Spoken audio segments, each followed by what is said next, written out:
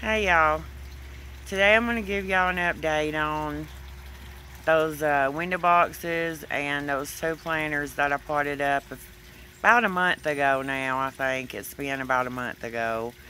I just hadn't had a chance to get back and do an update yet, so I'm going to give y'all one now and show y'all how much they filled in. They're looking really pretty, and yeah, let's go take a look at them.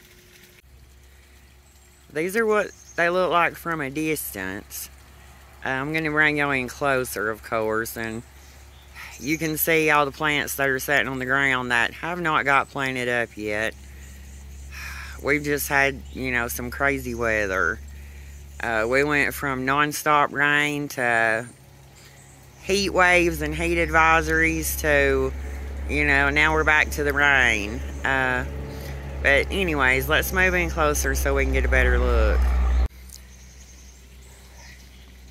You can see how full the window boxes are looking.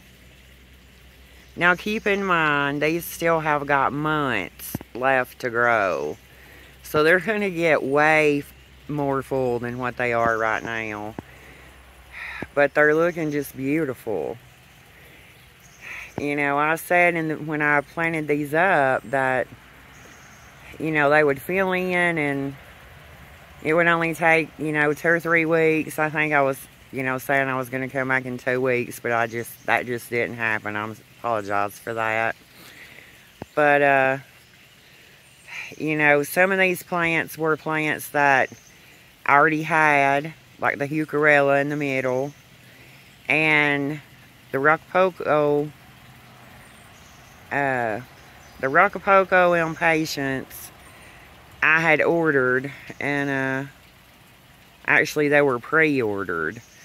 And so, and then of course the cane begonias on the end of each box, I had propagated those last summer and overwintered them in the house. They were tiny when I put them in here. Now let's go look at the other one. Is that not just beautiful? I mean, I love it that if you have, a lot of shade, like these are pretty much full shade all day, and I mean, you really cannot beat the double impatiens because, they look like little miniature roses, and these are going to get bigger and fuller, over the next few months. They'll just be spilling out all over the front. I also wanted to show y'all, remember I broke off and just stuck in the window boxes a couple of pieces off of, I forgot the name of it now. I'll have to look at it, but I'll have to put it on the screen, but it is the coleus that, run, kind of vines. I really shouldn't say vines. It just spills over the side instead of growing more upright. However, right now these are growing upright. And if you remember, if you watched that video, they were tiny. And they're not tiny anymore. This is that little bitty piece that I just stuck in here. And the one on this side over here. And I tell y'all what I've done. I've actually come in and done the same thing with a different kind of coleus. I done this, maybe less than a week ago. I just broke off a piece and stuck it in here. And I stuck one up in here. And they've rooted. They're already starting to grow and put on new growth.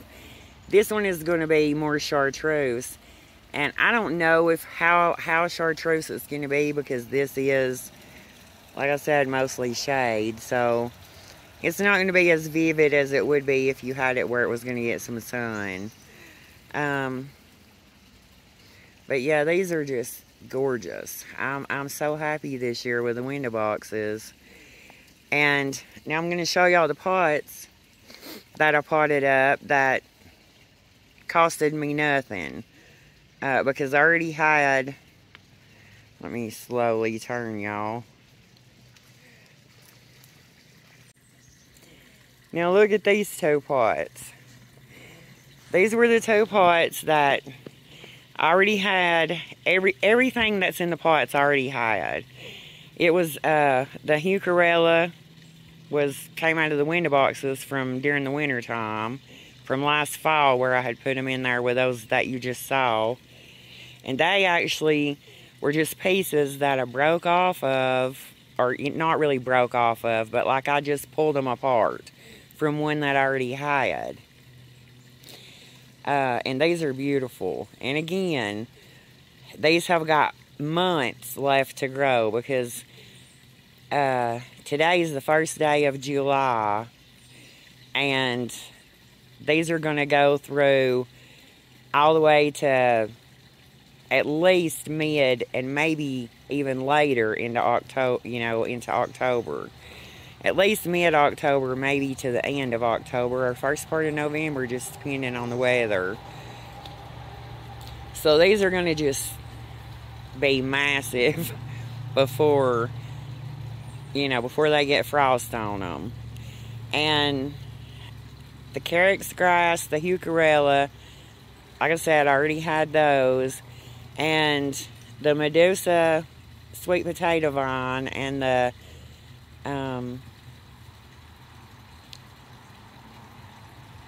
sun patient, those I had actually propagated and overwintered from last summer. I just took cuttings, and I've got videos. If you want to go if you go to my channel on the playlist, you can find the videos. Now I don't know if I've got one on the sweet potato vine, but I'll make some later this, toward the end of summer, because I'm definitely going to propagate. This is actually the second year that I've propagated that sweet potato vine and overwintered it in the house. So I don't have to, I've not had to buy it for the last year or this year, and it does great. I mean, it was just one little bitty stem when I stuck it in here in each pot, and look how full and beautiful it is. And these 2 pots costed me nothing this year. So, anyways, I wanted to give y'all an update on that. And I'm also going to show y'all when I propagated, trying to move slow. If I move too fast, I'm sorry, because I'm using my phone this time to make a video. But I also wanted to show y'all where these double impatiens, before I planted these up, I took cuttings, or maybe right after I planted them. I took cuttings the same day I planted these. And I want to show y'all those right quick. These are the cuttings that I took from those. And I took cuttings from each one. I had 4 different kinds. I don't want to pull the tags out just yet. But you can see I just went ahead and I done a row of 3 on each. Now this cane begonia, it was just a tiny piece that had broke off when I planted those up there in the window boxes. And so I just stuck it in here with them, and of course you can see it's ready to be planted up too. But anyways, I took a cutting from each. I took 3 cuttings from each one of these. So I had 12 cuttings here, because I had 4 different kinds. And you can see I ended up with 10. I actually ended up with 10. I had 2 here that ended up not making it out of this one. And it's the tropical shades. And I think the only reason that they ended up not making it was because I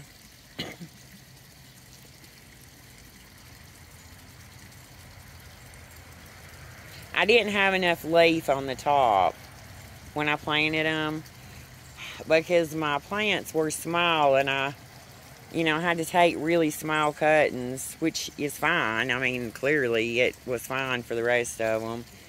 But anyways, I ended up losing 2 of the cuttings of this one, so I've only got 1 of this particular color. And look, this one's blooming. These could have actually been planted somewhere already 2 weeks ago. They were ready, to plant up. I just have not been able to get to them. And so, but yeah, those will get added with all these other ones over here that need planting. These right here. And you can see the ones in the window box that I took the little bitty cuttings from the coleus. That plant is actually right here. I still have not planted the actual plant. And I've already made 4 other plants of it. And so, I don't know if I've got one on coleus on my channel or not, but I will definitely be, I think I do. I do have some propagating coleus on my channel. I'm pretty sure, because I took cuttings during the winter times from some of the coleus that I had overwintered. But anyways, I just wanted to give y'all a quick update on some of that. And I got a sun patient right here that's needing water, and I'm going to have to get that took care of. But I wanted to show y'all and how pretty they're looking so far a month into them being planted up and having been so small. They're looking gorgeous. And so, if you're looking for ways to do things a lot cheaper, like I said, just learn to take some propagations. And then intermingle that with some of your perennials that, you're wanting to separate or divide up, or, and then they'll just take off. Just throw you a little fertilizer and keep them watered. And so, I hope this helps. Until next time, bye.